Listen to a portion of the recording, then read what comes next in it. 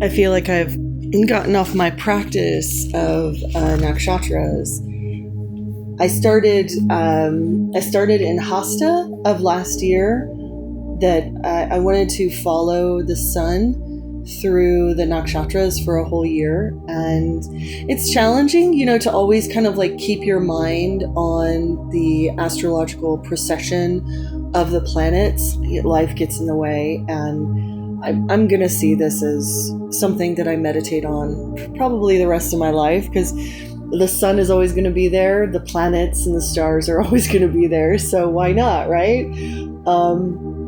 But I created a book for myself. So every 2 weeks, the sun goes into a new nakshatra, and I have a little journal. I write, about the Sanskrit poems of each of the nakshatras, their basic elements, the deity of those nakshatras, and a little bit about what I learned. And so I wanted to share that with the world about what I have been learning about the nakshatras, and you can really see it on the world stage.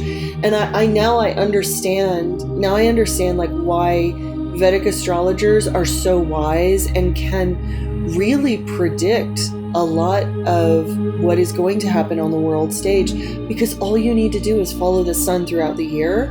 You can see the waves of energy. And I meditating on Purva Bhadrapada this morning, which is what we're just coming out of.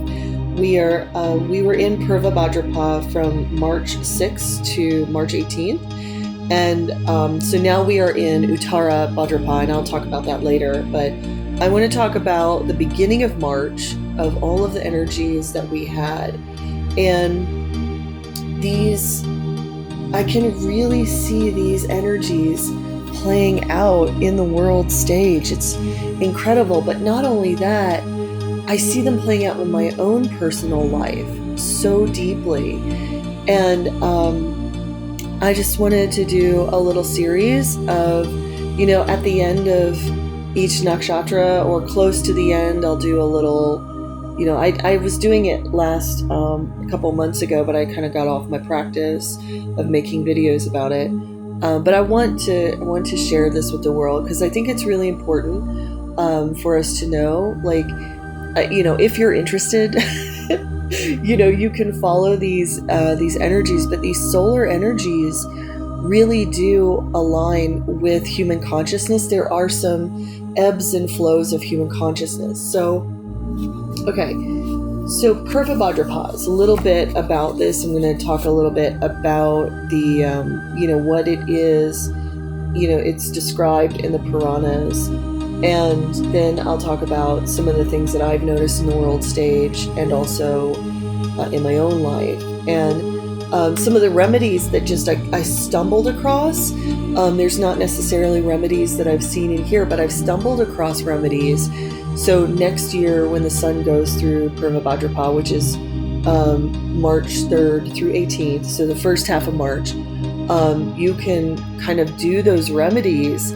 And I'm also like noting that for next year, so that like I can take care of myself, because I did have some big health issues.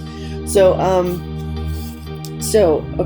Purva Bhadrapada, the meaning of it means blessed steps. The symbol of Bhadrapada, it's 2 stars, and they symbolize a hearse, or a vehicle that carries the dead to its final destruction.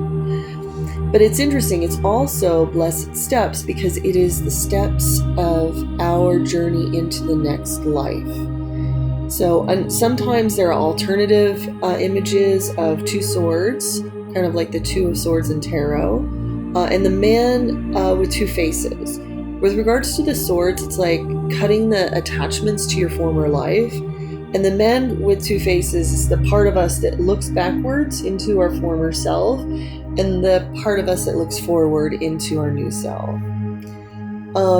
The Bhadrapada stars are represented by 2 dragons. Purva Bhadrapada is represented by the fire dragon called Ajay Kapat. And that's why I have a little fire dragon here. So it's translated as Aja, which means supernatural, Eka, which means one, and Pada, which means foot, trail, or path. And so it's an insinuation of, like, you know how like a snake would make a path in the sand and it would only have one footprint. That is that's the sort of indication of the name of Ajekapad. It is a supernatural footprint that only makes there's only one, and thus it is a dragon. And from what I hear, also I'm reading that dragons and nagas are pretty much the same thing in Sanskrit. And it says here, the naga reign in the very wealthy underworld and have control of precious metals and gems. And thus it says here in the Mahabharata, Purva Bhadrapada, through Purva Bhadrapada, Ajekapad, the fire dragon, empowers humans to acquire and accumulate wealth.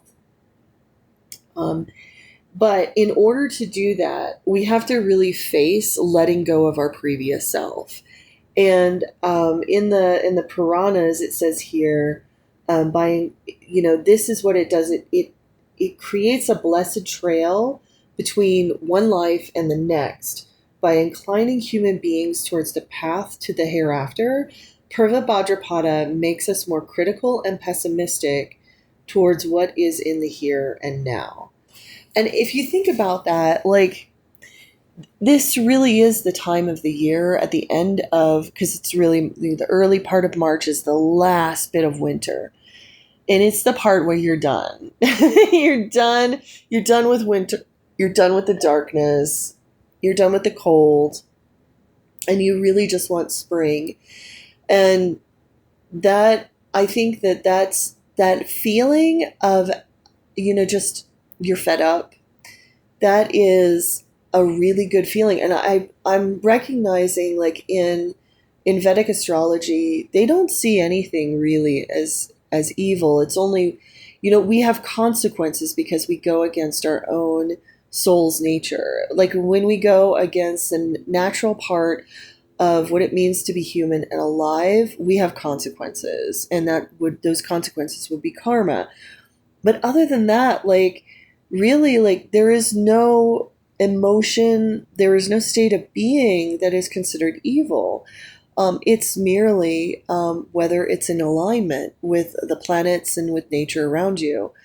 And so it is really natural at this time of the year to be very apathetic, to be very just like, I'm fed up, I want something new, because that feeling allows you to become so dissatisfied with the physical reality, you begin to look at the spiritual reality. You begin to look at, like, oh, what can I change? What else is out there? Maybe I'm limiting myself. Maybe I'm not where I should be. Maybe I'm doing the wrong thing and I need to switch that up. And in the next video, I'm going to talk about how that played out in the world stage and in my own personal life, just to give you pointers and some of the remedies I found through this last 2 weeks of meditating with Ajekapad.